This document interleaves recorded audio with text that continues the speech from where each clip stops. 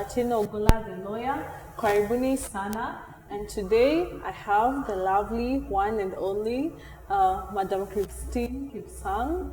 Yes, and today we're going to be talking about adoption laws and the adoption process in Kenya. So if you enjoy the video, like, share, and subscribe. So welcome, Madam Christine, to the discussion today, and thank you for finding time.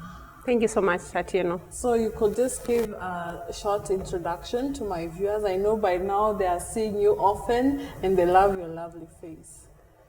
Thank you, Atieno. My name is Christine Kipsang. I'm an advocate of the High Court of Kenya. I run my law firm in the name and the style of Christine Kipsang and Company Advocates. It's based in Mombasa, and I specialize in family law and land and environment. So I'm here to talk about adoption today. Thank you. Thank you so much, Madam Christine. So maybe today you could start by defining what is adoption in Kenya. Thank you. So I would like to put adoption definition in the best way I can so that everyone who is watching and seeking to get through the process of adoption will understand. So adoption is a legal process. It's both a social legal process and also this is the formal part that you have to go to court. So if you undertaking a process and you have not been able to have the social part completed and the legal part in court completed, then you have not done adoption. Okay. Mm-hmm. So maybe also you could talk about the governing laws regarding adoption, because of course there are various laws that govern that legal process that you have said. Mm-hmm. So adoption process is where an applicant or a person wants to get a child that is not biologically his child so that they can be able to have this child at their home and to be part and parcel of their family. And the governing law in Kenya starts first with the constitution, because under the constitution of Kenya that we passed in 2010, we have the Article 53 that talks about the rights of the child, and then Article 45 that talks about family. So, and then also the issue of access to justice that is under Article 48 of the Constitution of Kenya 2010. So let's start with the Article 45. Article 45 deals with the issue of the family, and the Constitution is very clear that the Constitution has given us the mandate to understand who we are as we are governed by this, the biggest law in Kenya is the Constitution. So it says that the family, it is the natural and the fundamental unit of social order and in the society. So you find that the family is what is recognized by the government, by everyone in Kenya, to be the natural and fundamental unit. So right from there, you need to know that if you are bringing a child to your family, you are doing what the Constitution says, you are doing as part of the human rights, and also at the same time you are fulfilling a need that you have as a human being. So when you come to Article 53, again, I'm sure you can be able to Google and get it on in the laws of Kenya. You have Article 53 that talks of the rights of a child. So it says that a child in Kenya has a right to a name, has a right to be cared by parents, has the right to compulsory education. There are so many rights that are enumerated there for the child. Yeah. Then when you come to the issue of adoption again, the fact that we under Article 53 is talking about the fundamental principle that has been to be followed in a children matter is the best interest of the child. Then now you can turn back to the statute, which is the Children's Act, and this act was passed in 2001, is number 8, legal notice number 8 of 2001. And under section 150 all the way to 170, it talks of what is adoption, what are the requirements of adoption, who should be an applicant, what kind of consents can you get for adoption, what are the procedures that should be followed by the adoption agency and the stakeholders like the children department, the police, the children's court, the applicants themselves, or even the children, especially the ones who are over 14 years and above. Yeah, so the whole spectrum of the law is within that period. Okay. Section. Yeah. Okay, so you could first start explaining to us who can be able to apply for adoption. Can everyone seek to adopt a child? Well, no, because in the Children's Act, there are criteria that have been set for who can adopt, who cannot adopt. Again, you need the assistance of a lawyer so that when you present your set of facts, because you see, when you're going to court, you find that clients come to an advocate with a set of facts, and everybody's circumstances are different. Yeah. So it depends what the circumstances you have, and when after evaluation you can be told you cannot adopt. Because the criteria is already written under the law, it means that if you do not fit within the criteria, then you are not able to adopt. So the first thing that we look at is the age. The age of an applicant, the person who wants to get a child, should be 25 years and above. There are reasons why it should be 25 years and above. It's because that by the time you're 25, the society has already prepared you to have a family, because you have started from nursery, you have gone to primary, you have gone to high school, maybe you are in college or you went for business, and then by the time you are 25, you are already working, and maybe you are out of your family, the nuclear family is set up, and you already have your place where you can have a child. So again, this applicant, it's very interesting. The law also tries to protect the issue of the age of the child. I'll come to the issue of the age of the child, in that you find that if you are 25 years, the law requires that you should be at least 21 years older than the child you want to adopt. Okay. Yes, it's very interesting. So you cannot be 25 and you want to adopt a child who is 5 years. It should be you should be 21 years older than the child. Wow. Yes. Okay. And then when it comes to the age of the child should be at least 6 weeks old. Yeah, to 6 weeks old. At least, you see, that child has already been, the pregnancy has already been confirmed. They have gone to maternity, the person has nursed the child, and now the child can be offered for adoption. So there are also stringent provisions in the law that if you want to arrange for adoption and the child is younger than the 6 weeks, it's illegal. These are provisions that says that if you do that, you can be punished by the law. Okay. Yes. Okay, and also can foreigners or people who belong to the LGBT community adopt children in Kenya? Thank you. Thank you for that question. I just still want to talk about the applicant bit, because there's a lot. The applicant, and that question you have asked, it will be answered as answer the requirements for the applicant. Okay. And so let's talk about the issue of the local applicants in Kenya, because I've had many cases coming to me, and when somebody comes and he finds that he cannot adopt, then they get disappointed. But today I'm here to clarify how you can be able to actually know whether you can adopt or not. So you find that there are Kenyans who want to adopt, but they don't know the process and how to go about it. Yeah. And so the first thing that you need to know is that every Kenyan can adopt. Yeah, every Kenyan can adopt. And, the government, I want to say in 2013, stopped the issue of foreign adoptions.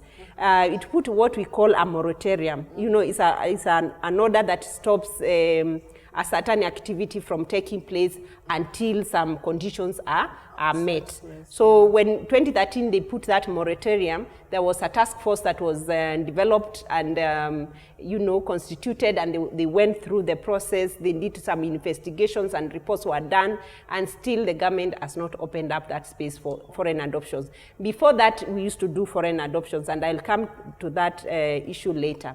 And so for you as an applicant to know whether you can adopt, it's very good that you get to a lawyer's office, and then they can be able to explain for you more. And for an applicant, one thing you need to know is the court will be interested to know what is your motivation, what is your desire for adoption. Because again, apart from the age, there is a motivation. Because you see there are these myths being taken around the country that some people are selling babies, others want to sell their babies. One thing I want us to understand is that some applicants want a baby no matter what. Yeah. But you see, they have to follow the law. Yeah, they have to follow the law. So the other requirement is you cannot be an homosexual. If you are an homosexual in Kenya, you cannot adopt. I started by saying the family is the fundamental unit of society, the natural and fundamental. So you have to be married if you are applying as a joint applicant, such that you have the mother, father to be together, and there is a requirement they have to be married for 3 years. There's also a reason behind, or there is a rationale behind why you should be 3 years in the marriage, because you can't get a couple who have just been married and they now say they want to adopt. You have to consummate the marriage, you have to live together, you have to understand one another, and if God has not blessed you with a child, then it is time to look for a child after 3 years. But I've seen people who have stayed together for 15 years, for 20 years, for even 25 years, and then they decide we are going to adopt. So sometimes people need to know that your family is complete the way it is, husband and wife. If God has not blessed you with a child, then it's okay. But if you plan to adopt, then you need to actually ask yourself, am I comfortable with the idea of going through the process of adoption? Am I comfortable with having an adopted child in my home as part and parcel of my home?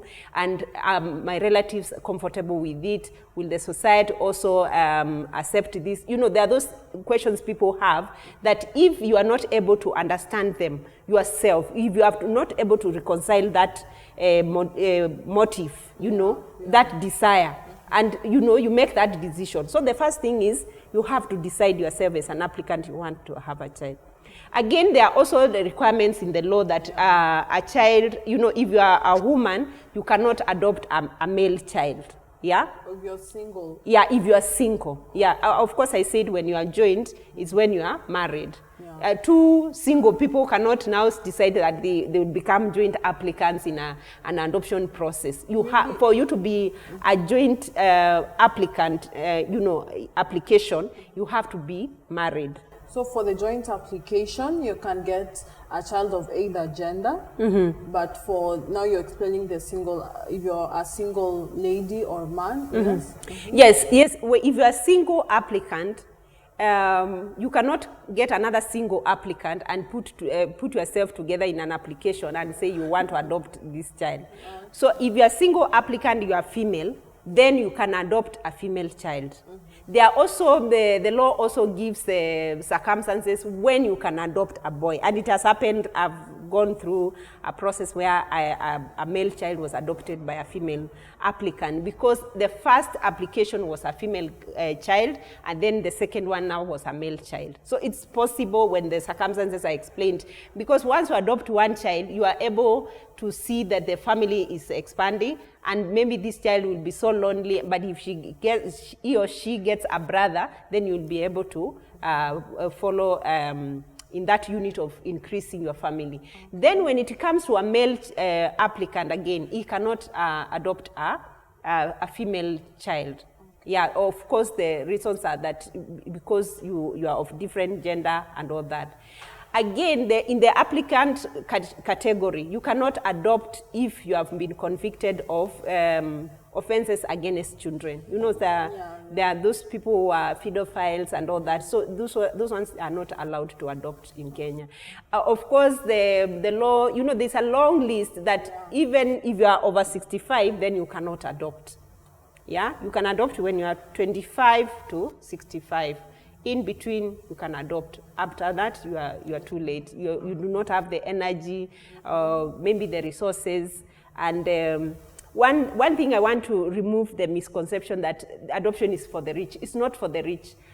You can adopt whether you are working or you are not working, whether you are a house girl, a farmer, a cook, a nurse, a doctor, an advocate. Anybody can adopt a child. Yeah. Yes. Okay. So maybe now we can talk about the role of an adoption agency in this whole adoption process. Or maybe first, actually, you could tell us, like, how does the adoption process begin? From, like, does the person come and, you know, load some documents, then go to court, then, like, what is the entire process? Okay. The entire process is long, but I'll try and summarize it for the viewers. The process, like I stated, it starts with you desiring to have a child, and then you can come to a lawyer. They look at the law and the set of facts that you have. Then they decide whether you to go on with the adoption, and if there are changes that you need to do so that you can be able to get the process going, then in terms of documentation or other circumstances, then it can still happen. Then you find that once you decide that, the advocate will direct you to an adoption agency. And the adoption agency is there to facilitate you. You know, it's part of what I said about Article 48 of the Constitution of Kenya of access to justice. So the adoption agency, you should look at it as the biggest stakeholder in the social part of this process. Why do I say that? Because the adoption agency, they are established under the law, under the Children's Act. They have requirements that they should fulfill so that they can be given a certificate by the National Adoption Committee in Kenya.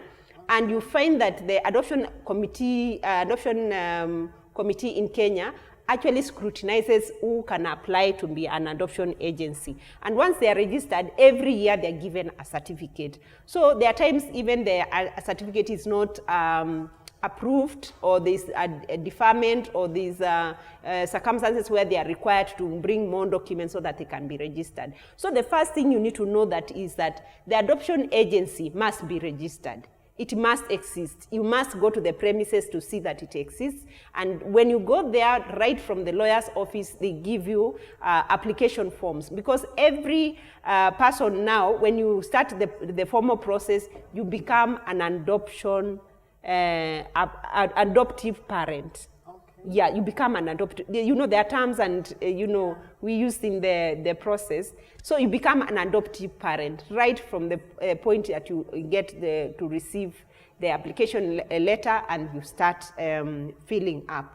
So after the filling of the form, of course, that form is very detailed because it will ask for personal documents, documentation. It will ask you where you live, your name, your family history, your medical history. There's a part you'll go to the doctor and they'll examine you. Yeah, there are reasons why people cannot able to get their children, you know, through the natural birth. So you just explain, and you know, one thing I always say is that once you start that process, it's like some burden comes out of you. It's like, wow, I'm now going to get a child. Yes. Yeah. So the Adoption Society is supposed to receive you with open arms. It's supposed to facilitate you the process, because you will be able, at the adoption agencies where you ask all the questions that you need. And because they have, in an adoption agency, you find there are counselors, there are people who are trained as social workers. They will give you the information that you need in a very calm way. So once you fill that form, and let's say, for example, if you are a single applicant, It actually goes very fast because you have no other person to consult. If you have gone to get the application form and you are married, there are processes that they will ask you to come for what we call individual interview, joint interview with your partner, and then they'll be able to examine you and what have you. Then after you get the form is when now they start the process of checking whether you meet the criteria of the law. And once you do that, they are able to now direct you in the process of what we call foster placement of the child. And this is where the beauty starts, yeah? Because once they confirm you are suitable as an applicant, they place you with their child. There are many processes with the adoption agency that I'm not able to say because, you know, some things are basically them to do the work. Yeah. But I'm just summarizing by saying they will be able to have an individual interview, they'll have a joint interview with you, and then if they need to interview some relatives, then they can do so. In the process, they create what we call a home study report. Okay. And this report is very important. It requires you as the applicant to make sure that whatever you say in that report is genuine. Whatever you say in that report is genuine, because before they can place a child with you, they need to have gotten correct and truthful set of facts, so that they can understand completely what is your desire for adoption, what are your circumstances in the family, what is the family size you want, what is the kind of a child you want. Maybe some people want a child of 6 weeks, another one 1 year, another one 2 years, another one class 5. You know, it all depends on what you want. So the adoption agency actually prepares those reports and all that. There's also a very important interview that is done within the adoption agency. It's called case committee. Okay. The case committee looks at your individual application and actually scrutinizes to find whether this person is suitable. And it's until the case committee sits on your particular file and particular application is when you can be able to say, I'm moving to the next step. Yeah. Because the next step is they have to declare the child free for adoption. Okay. Yes. You see, the child has to be put in a foster placement stage first. And it takes 3 months. These are 3 months period where you are with the child is there. But you see, the law also cautions the adoption agency that you cannot place a child with an applicant when you know this child is not capable of being adopted. Yeah, it's also an offense. Mm-hmm. Yeah, so you find that once you have gone through the process, the adoption agency now declares this child, remember it's a child, free for adoption. You get a certificate and you bring it to the lawyer. Okay. Once you get that adoption agency declaring this child free for adoption, is when now you bring the reports, pre-placement report, the final report, and any other report that they have done together with the certificate. As an advocate, I cannot start adoption process without the reports and without the adoption certificate. Okay, so maybe just a small clarification. Mm-hmm. Before you can fully have the child, mm-hmm. you're given like a probation period of 3 months to mm-hmm. have the child. Well, it's not a probation period. Okay. It's all we call bonding process, bonding sessions with the child. And this process is very, very important because remember, there's something I skipped on there. Where to get the children. You know, you can get children from what we call soft abandonment or hard abandonment. Okay. Soft abandonment is where, for example, a mother gives birth to a child at, let's say, a dispensary or a hospital and decides, I'm not going to be the mother, I'm not going to take parental responsibility of this child. Okay. And sort of finds a way to get out of the hospital without the child. Okay. Once the hospital administration finds that this child is not been taken care of by the biological mother, then they have to put in top gear the process of locating this person, trying to reunite this person with the child, making reports to the police, making reports to the children department, and then the process now takes another process where the child can be taken to a children's home if the hospital is not able to have this child in a hospital, and the hospital is not the place to have the child. The child is supposed to be at home.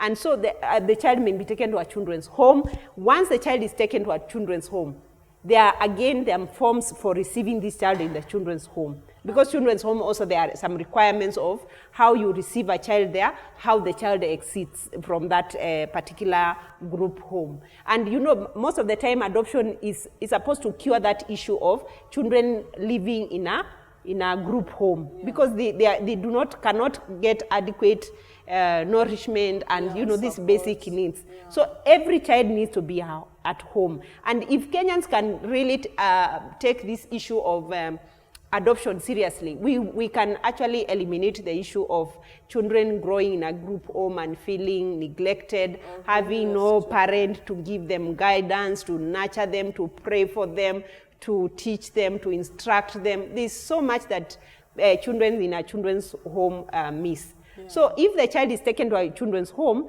there's a process where they are taken to a children's court, and there's a form called C2 that is filled to actually commit, we call them commit orders, to commit this child to the particular children's home. Okay. So every child in a children's home should be committed. They should have a committal order. So when you go, for example, if you are in the process with the adoption agency and you go to a children's home and, there's a process they do about selections and how they do so that you get to connect with that child, and then that child is given to you. So the 3 months is for you to bond with the child. Okay. You see, every human being is unique, yeah? Even whether that child was left at the bus station, at the police station, at the hospital, at a pit latrine, or wherever the place was, it is a way, once a human being starts caring for another human being, there's a way they bond. Yeah. And that 3 months is for bonding. Sometimes people ask me, no, I'm traveling or I'm working here and there, and I need to I don't have the 3 months. I tell them, listen, this person who carried the pregnancy until to term, they had a bonding session with this child for 9 months. For you, the law is requiring for you to have only 3 months to bond with this child. And you really need to know what is the pattern of eating of this child, what are the temperament of this child, how does this child sleep. As in, you really have to understand one another so that you can be able to, as the parent, to create a routine that can care for this child that is in need of care and protection, first of all, and then after that, after adoption, you now take full parental responsibility of this particular child. So maybe now you could tell us about the advantages of going through the formal process of adoption as compared to maybe not following the legal process. Okay, yeah. Thank you. So for adoption process, which I said is a legal process of acquiring the parental responsibility of a child that is not of your own, has several benefits. Yeah. And the first one is that you have this child as your own.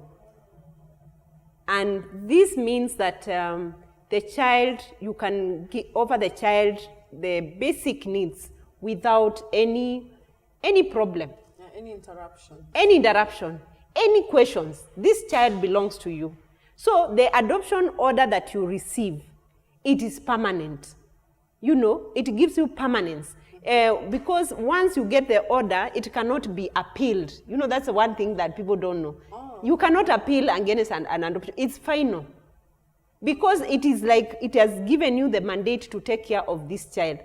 Because the adoption order or the process entails a very rigorous process that will make you bond with this child, grow with this child, like this child, nurture this child, until now you are together, you have become one family. Yeah. So one thing is the permanency. That is good, very good.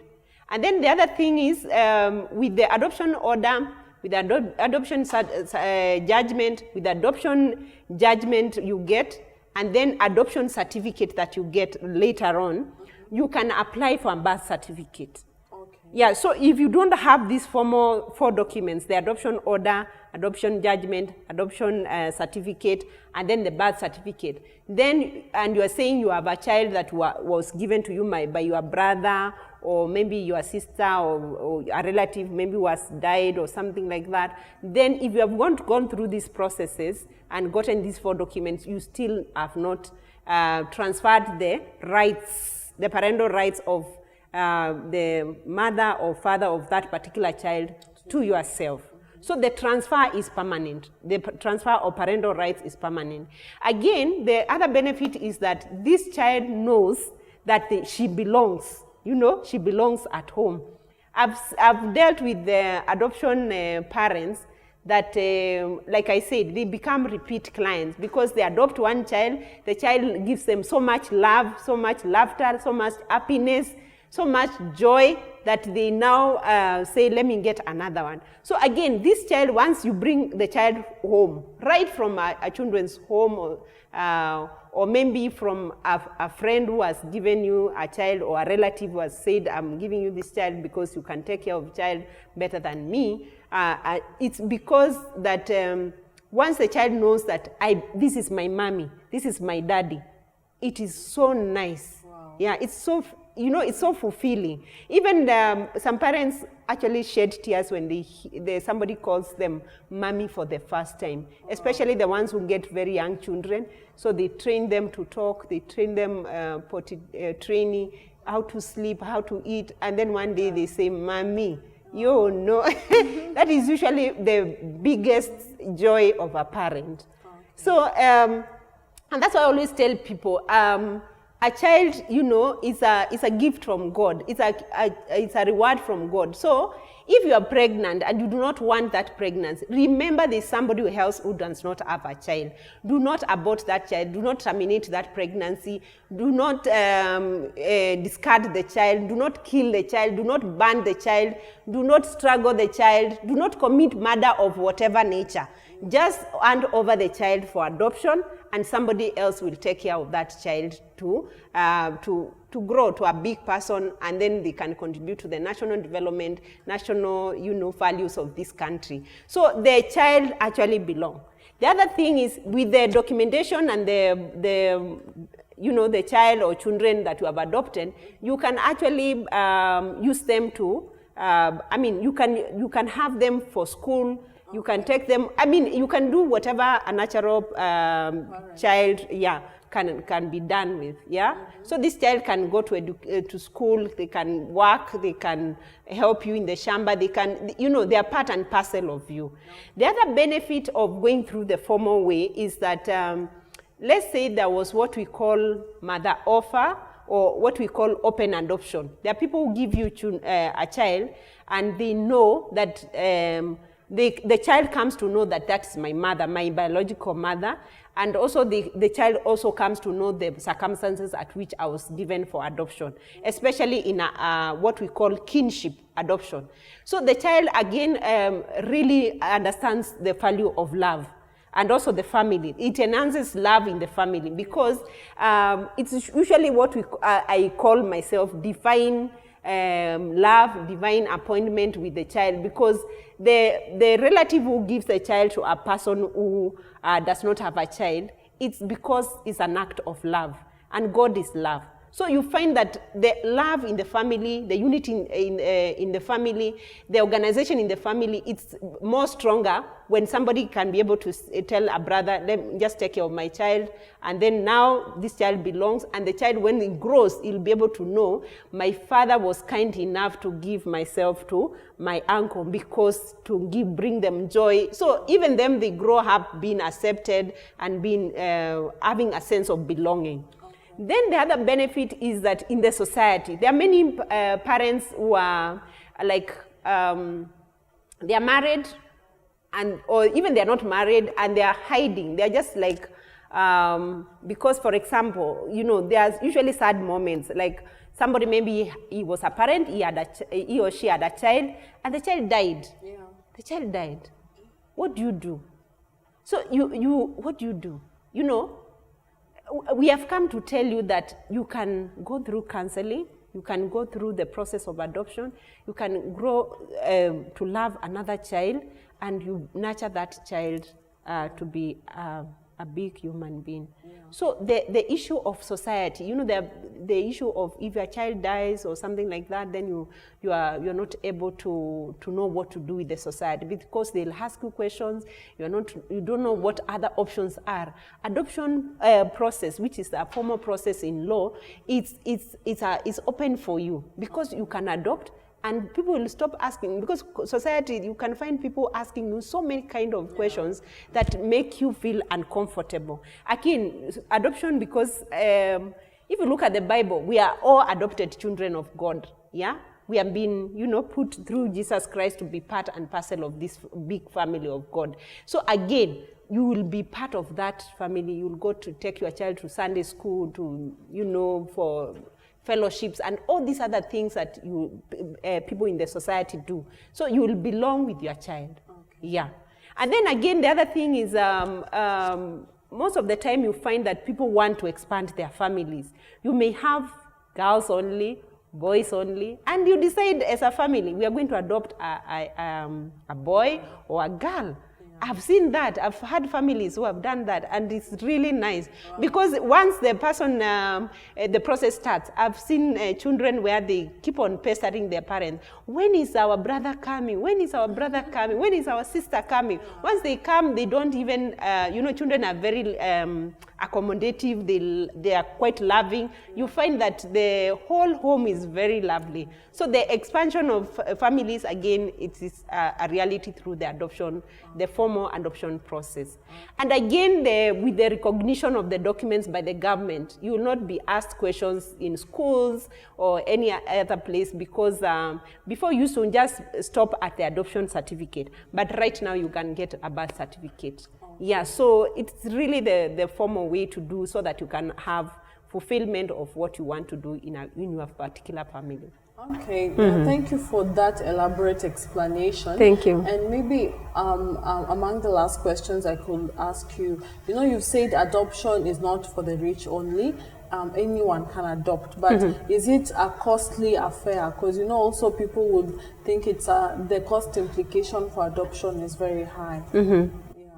Well, the adoption process, as any other documentation that you have to do, or work you have to do in a law firm, we have the advocate's remuneration order.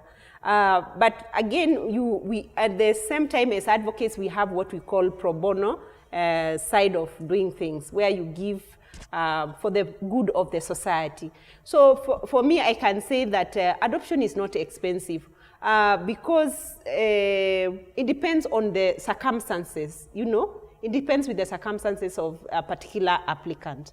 And, every case is on need basis on how they come. Yeah. For example, I had this case which I would want to just say, like in summary form, the lady was not working. The lady had been rejected because from the family that she was married to, because she had not given birth to a child. And so what we did with her, I welcomed her. She had no money, she had no home, she had whatever, but she just came. I think she checked on me online, and she came and told me that I just want to have a child of my own, to call me mommy, and I will take care of this child as my own, and I'm really dedicated to it, to this process. Whatever it takes, I'll proceed. And so for one point, I was like, what do I do? And so I listened to a story. Many a times when somebody comes with such a story, actually I reflect on it. I actually give them time. I tell them, please come on such another day, so that I can process what you have just told me.